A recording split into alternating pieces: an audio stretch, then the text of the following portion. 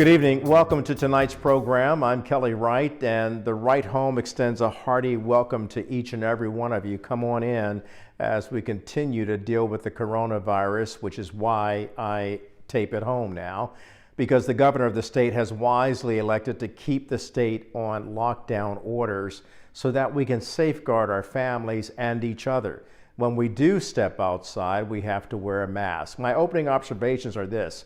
In the midst of this global pandemic, we find that some people are tired of being at home. As a result of that, they have taken their protests to the streets to say, we have a right to be open for business. We have a right to do this.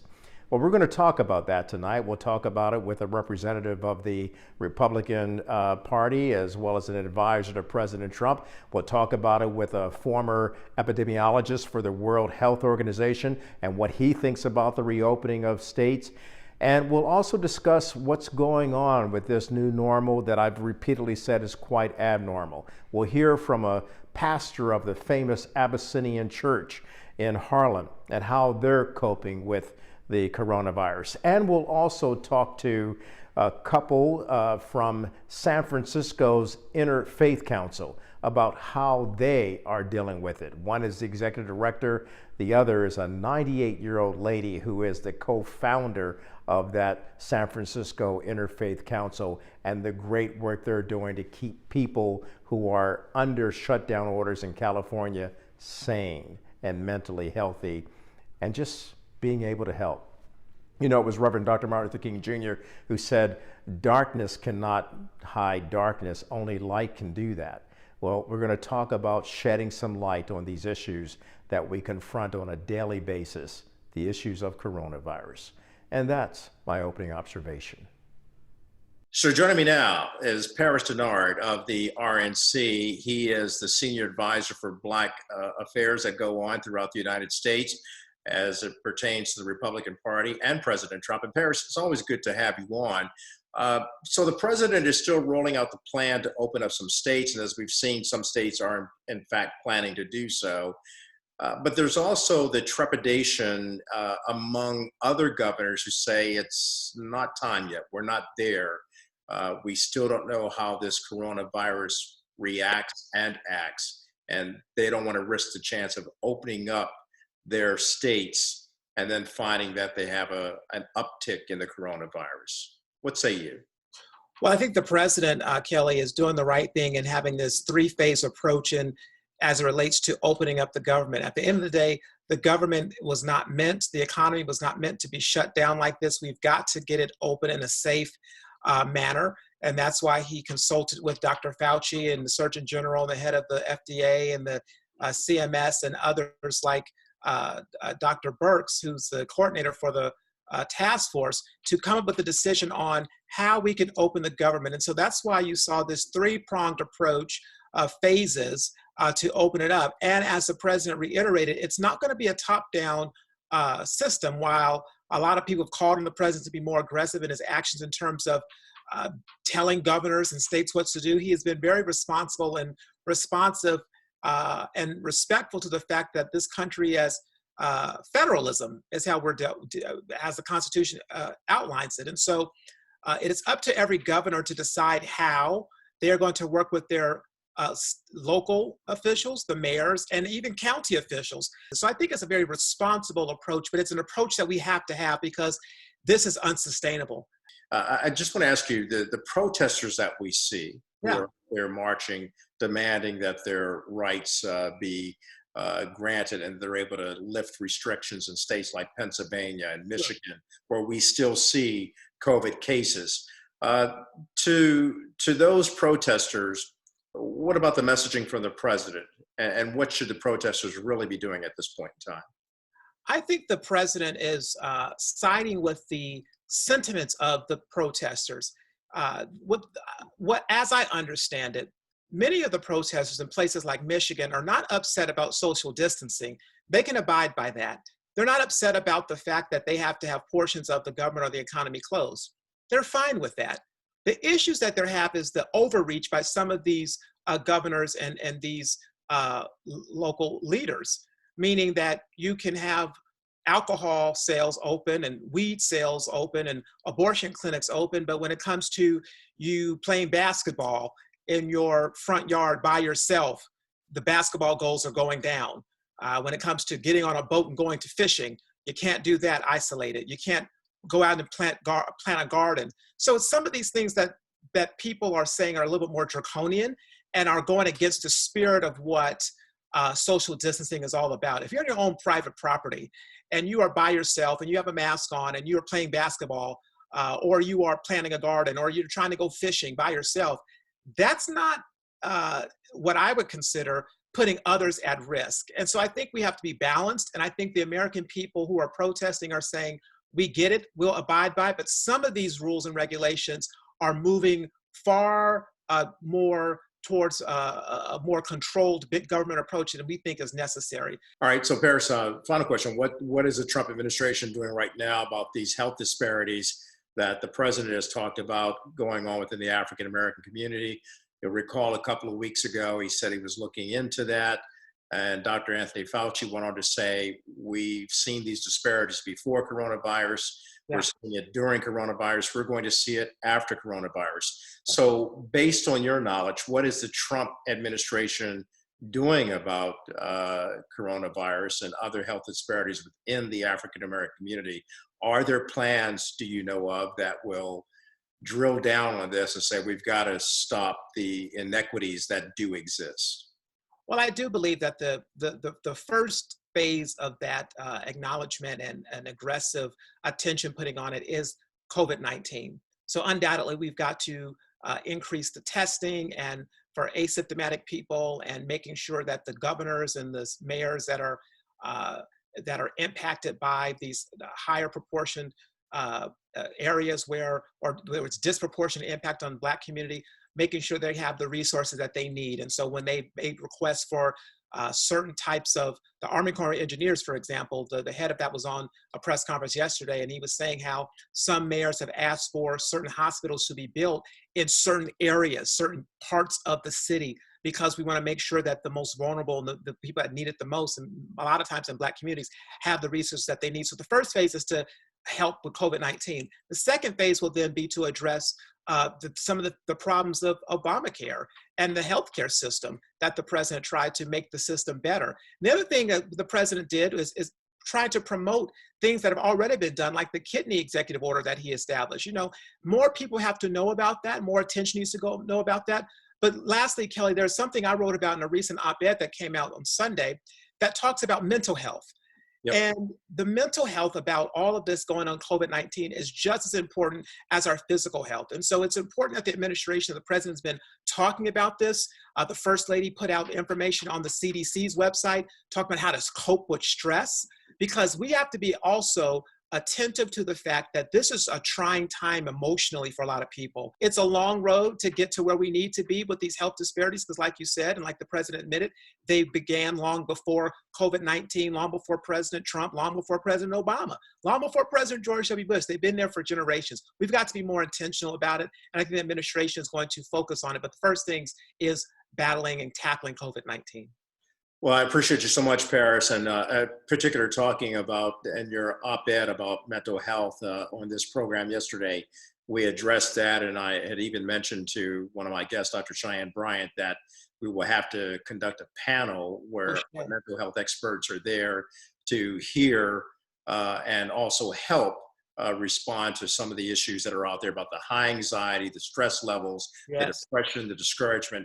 And that's not only a Black thing, that's an American thing right now. So, and probably a global thing because of this pandemic and the disruption that it's causing. Paris, appreciate you so much, man. Thanks for being on the program today. Thank you.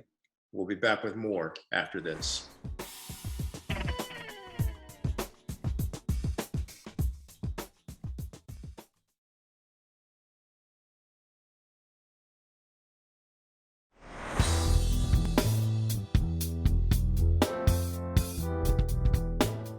Joining me now on the program is a good friend, Dr. Gary Slutkin, who is a former WHO, World Health Organization epidemiologist. He's worked in Africa for 15 years, working on all kinds of public health crises such as tuberculosis and so many others. And Dr. Gary, you're joining us today at a time that we're experiencing the COVID-19 pandemic. You were on recently informing people that God is everywhere, so put your faith in that and don't go to church on Easter Sunday.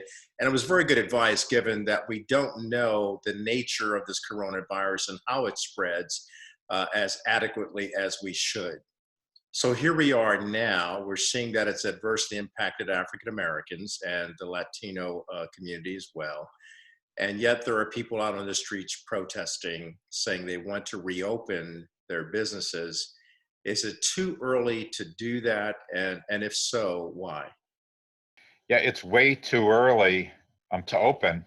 And yeah, there's people on the streets. And so this is the way I'm looking at this, is that in every epidemic, it's essential that people really understand it, really understand in particular how it is transmitted. Because in every epidemic, people need to change their behavior. For AIDS, of course, it was changing sexual behavior. For Ebola, it was a different set of behaviors. For this, it's keeping your distance from other people, because when you're too close, the virus can move from them to you or from you to other people. And additionally, we need to understand, and this is also not intuitive, that you can't tell who has it. So what I'm saying here is that what we're deeply missing in this country about this epidemic is understanding how it's transmitted and why we're being asked to do these things. And then the other part of this that is kind of tricky is that the effect of it is going to come later. You're not going to get sick today.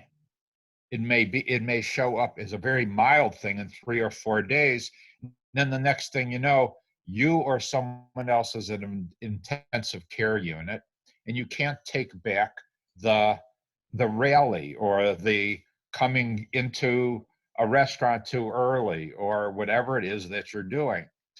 So this is a hard behavior to change. It's too early for everybody to get together because the virus is still out there. It's still out there in our population. It hasn't gone anywhere. This turning of the corner means that it's being spread a little bit less. Not the time to gamble at all. I'm talking to Dr. Gary Slutkin, who is the founder and director, executive director, president, CEO of Cure Violence, based there in Chicago, but he is also an epidemiologist, formerly with the World Health Organization. And Doctor, I'd like you to stay with me on the other side of this break, because I'd like to get specifically engaged about Chicago. As we know, Chicago is going through this pandemic like everyone else, but it still has an insidious epidemic of gun violence as well. So you have two epidemics on top of each other. How is Cure Violence and other community organizations trying to alleviate the added stress that surely the city and other urban areas might be having or experiencing right now in this age of COVID-19? Back with more of the program right after this.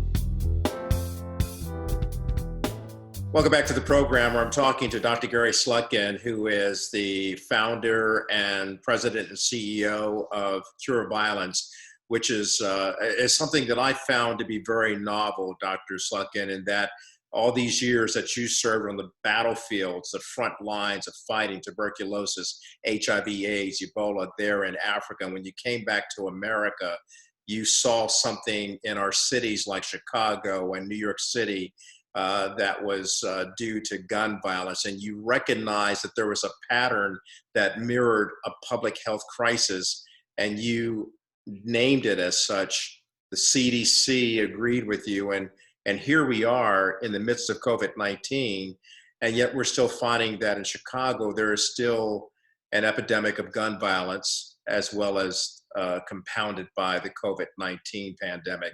How do you and community leaders address this dastardly deed being inflicted upon predominantly the African American community? Yeah, well said and well asked. So, yes, so the violence behaves exactly like any other epidemic.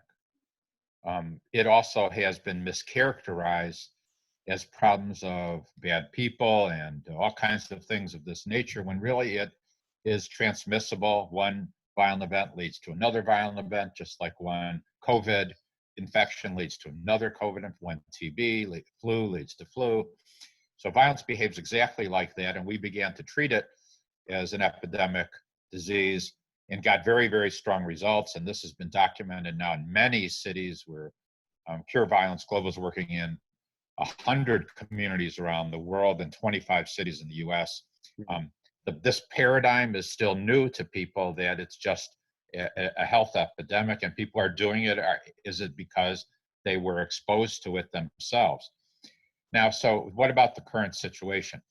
So it's very common for epidemics to drop on top of each other. Unfortunately, I mean, I was working on a TB epidemic in Somalia, and then cholera came. And these things usually hit the same populations in the US.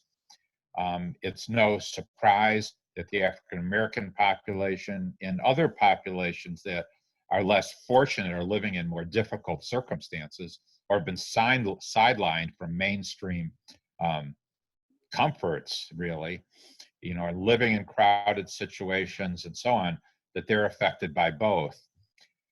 So what is the kind of key to both of these? It's really health workers. Health workers, in the world of violence reduction, we call them violence interrupters and outreach workers and hospital responders. These are the frontline workers of reducing violence. In COVID, it so happens that we have repurposed many of the outreach workers and violence interrupters in Chicago, in New York, in Baltimore, in Philadelphia, in many cities. And so what we've been doing is trying to help in both, using the same set of workers as much as possible in most of these cities. And they've been very, very grateful. I hear from Cure Violence Global staff and program staff. We've been passing out information and materials and talking to everybody. Also in Latin America, where there's both problems exist as well. Dr. Gary, before I let you go, the work that you are doing through Cure Violence, impacting so many countries around the world, not to mention that you have been able to operate as an NGO with the United Nations. And so here we find ourselves with the World Health Organization stating that we have yet to see how big this coronavirus is yet to be, because the worst the WHO is predicting is still to come in terms of how it will impact other countries. So before I let you go, let me pick your WHO epidemiology mind just a little bit. The WHO says we don't understand how this virus operates. Certainly, we've gleaned from these past two segments based on what you're saying about the virus, but how dire is it for the world to understand that this is not something that is a joke, that this is real, this is not a conspiracy to keep us losing our rights in America or any place else. This is real, and this is a virus that can and will kill you if given the opportunity. My experience is that it's going to require an awful lot of public education, just as you're doing right now. Okay. We just need to keep pushing it out, because the repetition does help.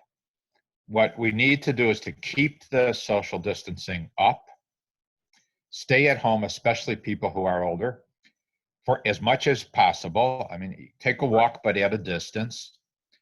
And then these cities need to put into place this contact tracing system. And this is a piece that's missing. And because then we can track it and stop it in its tracks. And then if there's another case, track it and stop it in its tracks. So we can get there. But now is not the time to relax. Now is not the time to complain about not being able to do what we were able to do. Now is the time to hang in there, be patient and smart, and let the scientists work. Let this contact tracing get going. Yeah. Now let's hang in there right now. All right, Dr. Gary Slutkin, thank you for joining me again today, sir. Appreciate you so much. Your Likewise. insights, your information, and your education. If we really arm ourselves with the kind of knowledge you've just dropped on us, it will empower us to safeguard not only our African-American community, but all communities globally. Appreciate you so much, Dr. Gary. Same to you, Kelly. Appreciate you so much. Thank you. And we'll be back with more after this.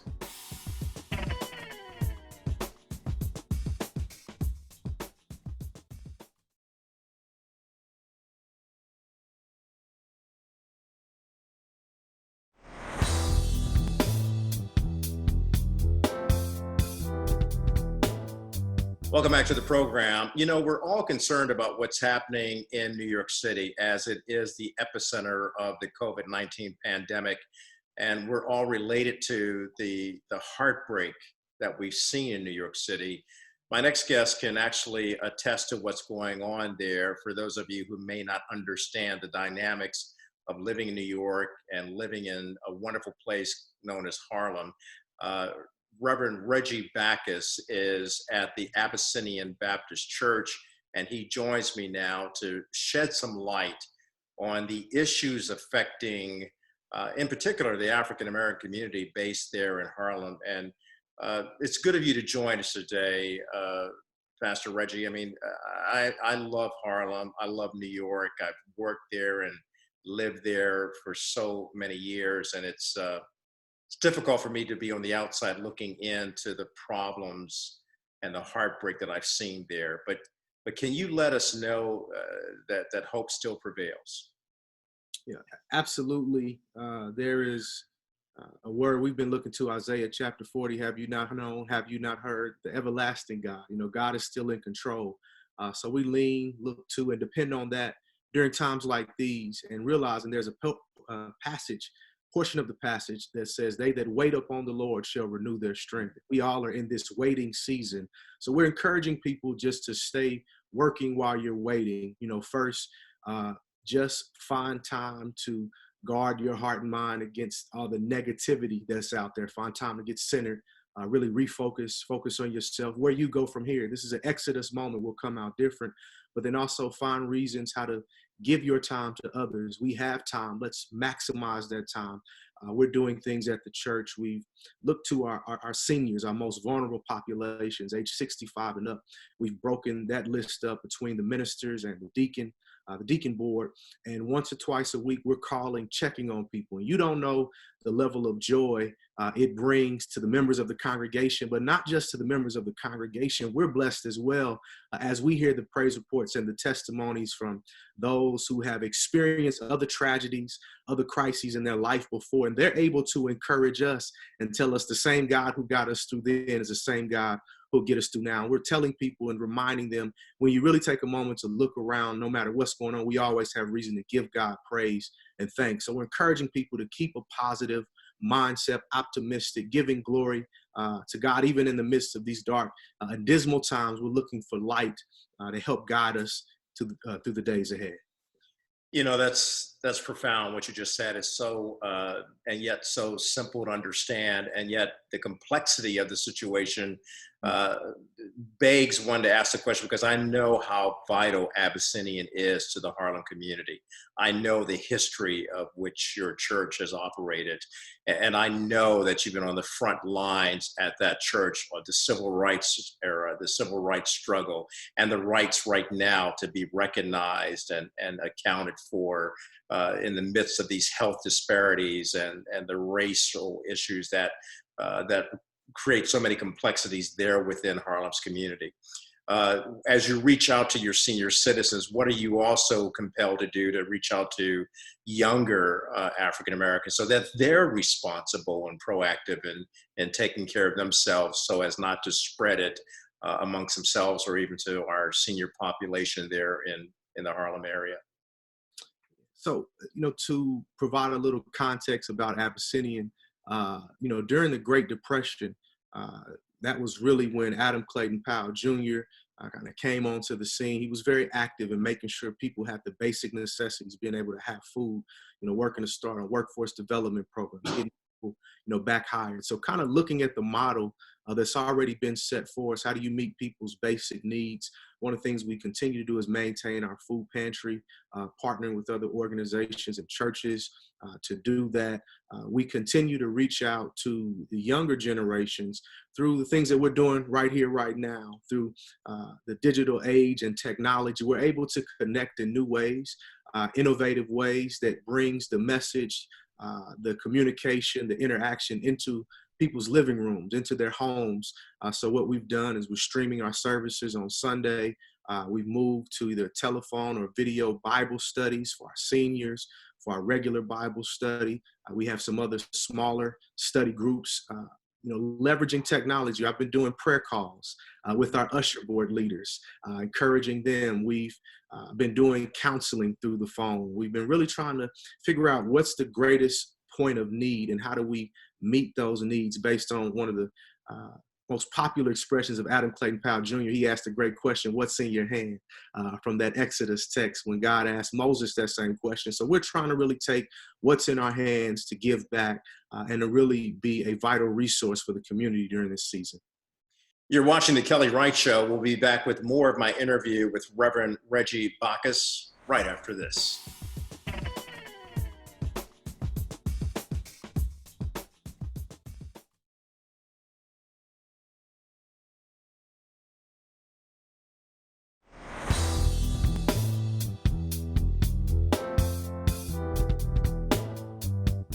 Reggie, what's in your hand and in your heart when you lose loved ones there in New York City, as we've seen happen, that so many people, there's been such a great loss of life, and while you're still trying to reach that apex and start flattening this curve, Governor Cuomo has talked about how sad and heartbreaking it is to lose loved ones.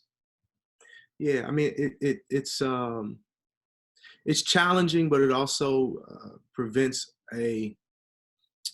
the impetus for us to do something about it. When we think about, one of my good friends, Pastor Clinton Miller, Brown Memorial Baptist Church, Brooklyn, has lost 16 members already. I'm watching pastors who are transitioning, the saints of old, as we say, those salt of the earth, foundational members to congregations within our congregation, as well as others. And it's difficult. It kind of forces us to reevaluate and relook at life, our priority, how we've set up the church. So my heart right now is, first and foremost, ministering to people. We call it the ministry of presence. Just being there as much as possible, trying to let them know that they're not going through this alone. And I think that's the key right now, ensuring that people know they're not going through it alone. We think that's why it's so important to have a relationship with a local church, particularly in a place like New York City. Yeah. So, we're trying to do that, trying to be present, kind of hard. And I think it also makes us start to address some of the infrastructural issues that have plagued the Black community. When you look at the disproportionate impact in terms of infection and mortality rate, it is a projection, it is a reflection of what we are dealing with in America right now. And you see the age of selfishness emerging in profound ways, where people are more focused on their own utility and personal happiness and their own economic interests. But the question I would ask them is, how much can you put a price tag on a life? If it was your son or your daughter and you had the opportunity and responsibility just to stay home for a couple more weeks, just to be safe. So we've been reiterating that same message in our own communities as well. The great challenge is that many of us watch MSNBC, NBC, and the other major news outlets, but a lot of people in our community don't necessarily watch those outlets. So it's imperative for us to kind of communicate the great challenges. But I think there's been a great awakening of the health disparities, because it's impacted everybody, across urban communities across this country. But in New York State, New York City, we've been absolutely devastated, as you said. So it's forcing us to have some critical conversations about not just how do we recover now, how do we not just maintain now, not just survive, but how do we restructure and reorient life, the government, politics, economics, to ensure that we have viability going forward? Because unfortunately, this is probably not the first time we're going to deal with this type of crisis. It's certainly not in our history as a nation. But when you look at bioengineering and technology, and it provides subtle warnings that this may be an opportunity, and the impact has not been as great as it was initially projected. So this may be a time for us to kind of rethink and reassess going forward. I think you're 100% right. And it's another reason why, just going to your point about other networks, the mainstream network, that's why I think it's so important to have this show and to have the network, the Black News Channel. And certainly we have a heavy lift and a burden on our own shoulders, and that is we must get this information to the doorsteps and into the homes of our own African American community. I mean, the motto of the Black News Channel is truth illuminated, and certainly you are raising the truth, the gospel truth, the absolute truth, I believe, in terms of what's going on in our community, right there in Harlem. You know, and I just applaud you for the great efforts that are underway.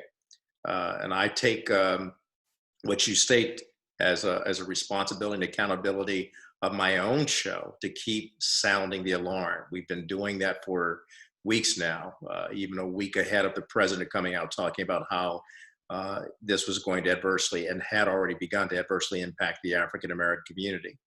But we've got to get the message out through our churches, through people like yourself. And I got to ask you about the 400 Foundation before I let you go. Tell me about the 400 Foundation. 400 Foundation is an extension, my associate pastor duties at Abyssinian. Just really saw a need to re-energize the Black church in particular. I believe we've been the sleeping giant. Every social movement has had its birthplace in the Black church. So looking at the biblical theme, Genesis 15:13, God told Abram, your children will be oppressed for 400 years. Obviously, we know that 1619 was not the start of slavery in North America. Goes back to 1519, 1510. But looking at that as a point of demarcation for slavery as a national economic system that propelled America to a superpower. So 1619 to 2019, the year of our formation. So you look in the Old Testament, 400 years, then it was time for liberation. Here we are, North America, 400 years. And then between Malachi and Matthew was another 400 years before John the Baptist showed up, ushering in a new day in a new way. So looking at the convergence of the biblical and the historical precedent of this moment, I thought it was time to start raising our voices, develop a robust agenda that can really address the Black community, the Black economic situation, our Black political engagement as we get close to another critical election where the Black vote will be essential. And the church has been our galvanizing force. So just saw an opportunity and a need to step up to the plate, have been received tremendously in New York City, New York State, and even spreading across the country now, so it's a lot, but God has been good and God has been blessing this effort in so many ways. So just honored to be a part of it. My brother, thank you so much. Keep shouting it from the rooftops and the laptops. Appreciate you so much, Reverend Reggie Bacchus, Abyssinian Church there in Harlem. And can't wait till we get through this so I can come up there and just, shake everybody's hands. And we got to get back to that one of these days. We don't know what the new normal will look like, but we certainly know what glory looks like because you keep shining the light in darkness. Appreciate you, man. Thank you, sir. Thank you, Brother Wright. All right, we'll be back with more of the program right after this.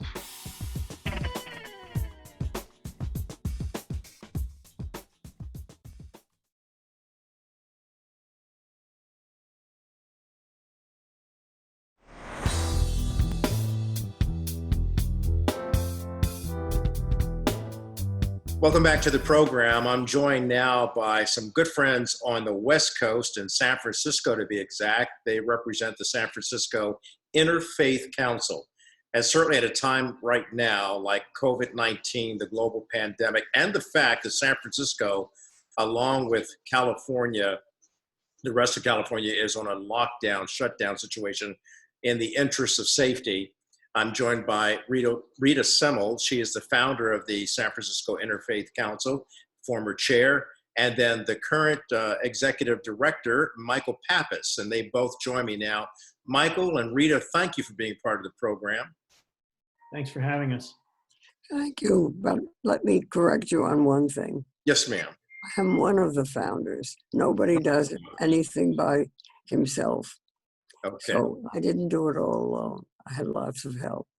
I stand pleasantly corrected and enjoy your spirit of spreading the ownership around in terms of the wonderful vision of the San Francisco Interfaith Council. Rita, let me ask you, the current conditions in which we find ourselves living in and how it's impacting senior citizens adversely.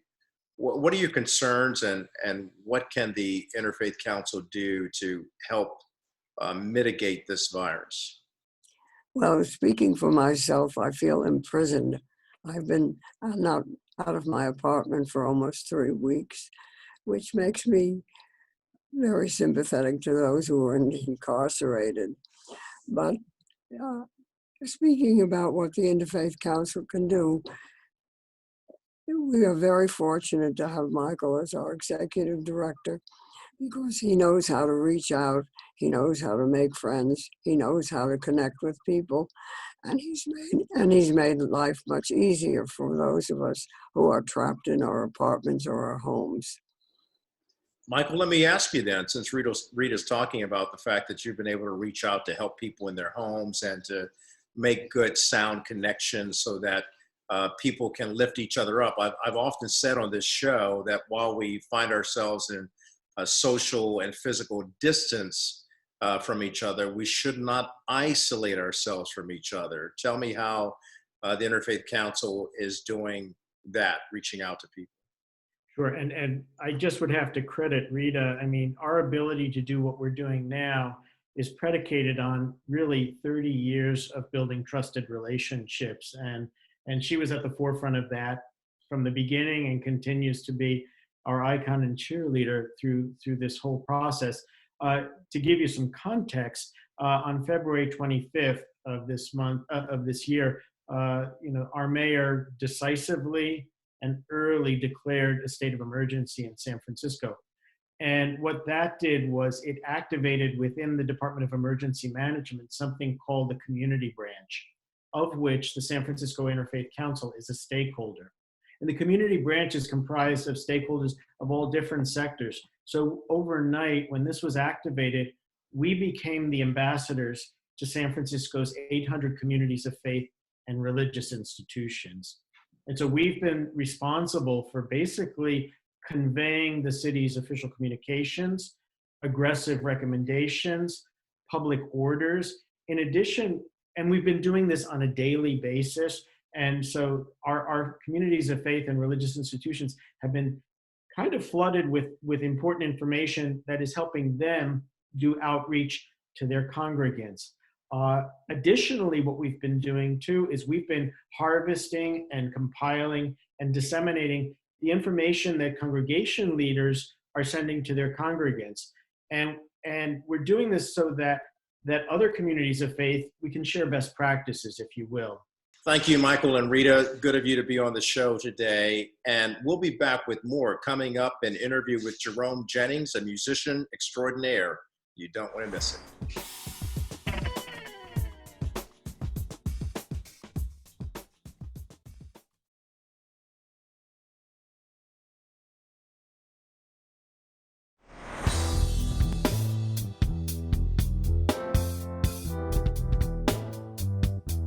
Welcome back to the program. Joining me now is Jerome Jennings, drummer extraordinaire, and he is just off the charts good. Jerome, it's good to have you on the program today. Thank you for joining me. Thanks for having me, Kelly. I'm glad to be here. And right now, because we're in this COVID pandemic, music has not come to a halt. We're doing it virtually, but Yes. Nevertheless, you're still based there in the New York City area. And one of the things I love about performing in New York is that you can go anywhere to any club, any venue, and really have a great time performing or sitting back and listening as a lover of music, and certainly in Harlem, I've had some of my greatest experiences musically, and we can't feel that vibe right now, except when we do it visually. That's right. You know, Kelly, this music, it's one of its biggest characteristics is being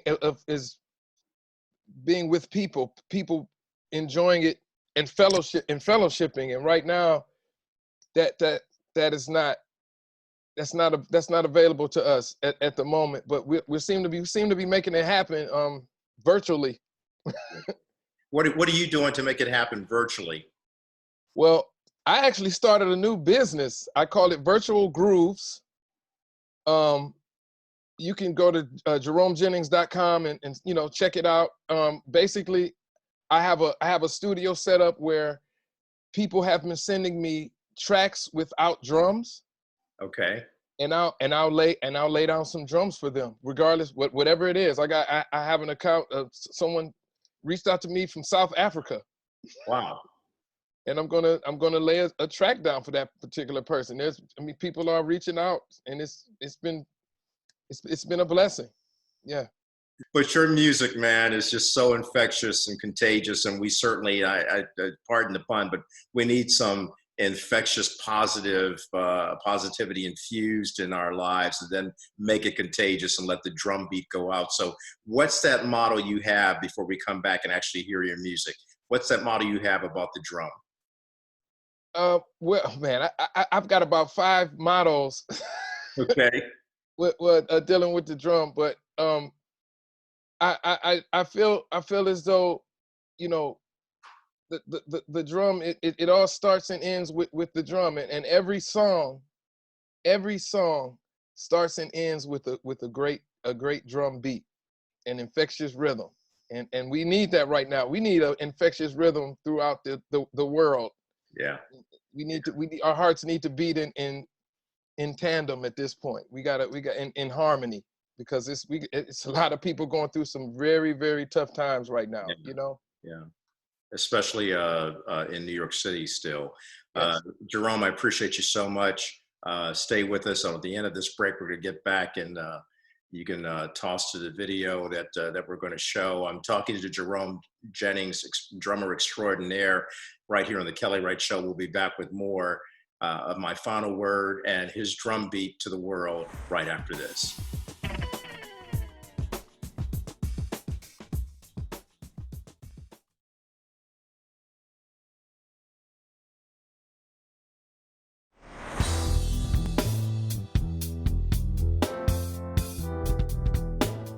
Welcome back to the program, and now for my final word. Throughout this program, we've talked about how important it is that we take care of each other. We've talked about what's happening on the streets in terms of protesting. We've discussed how dangerous this coronavirus is. But more importantly, it's important for us to understand that through it all, we must stand together and united in spreading a drumbeat of not fear, but a drumbeat of knowledge and love and freedom and peace. So hopefully you've been righted, united, and ignited to do just that.